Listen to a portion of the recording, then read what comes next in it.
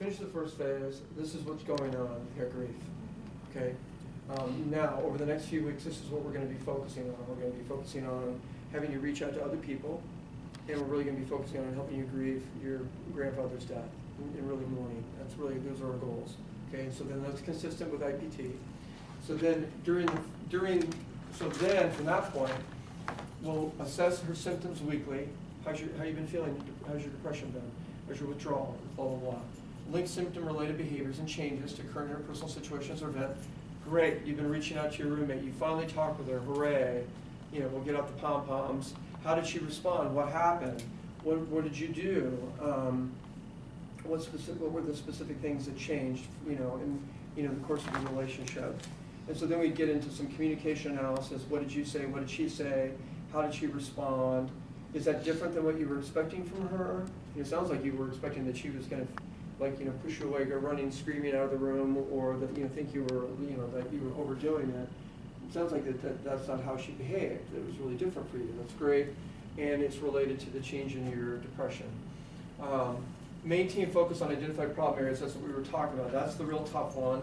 And then use the strategies to facilitate progress towards identified interpersonal goals. Again, what are the goals that we established for her? Connecting with other people, mourning her grandfather's death. And then identify and reinforce positive changes in mood and interpersonal functioning. Again, changes in interpersonal situation leads to changes in symptom profile. And you're always wanting to make that link.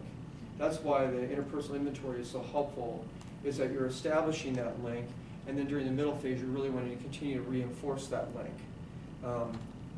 And also that the positive behavioral changes that you're making are related to changes in your overall symptom, because then ultimately when you leave therapy, then I want to make sure that you know that when this happens again, because that's going to be your Achilles heel. So for everybody, that's your Achilles heel.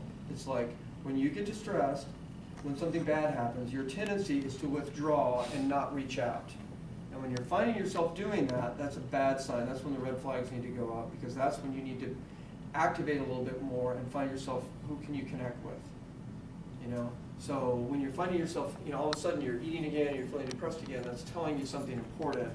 And so you've already learned in the course of therapy that these things are related. And so what do you need to do? Now, if I have time for termination, that's what I would do. Is I would review those things. We'll talk about that tomorrow. Like, what do you review, and how do you be able to help somebody kind of successfully make that transition?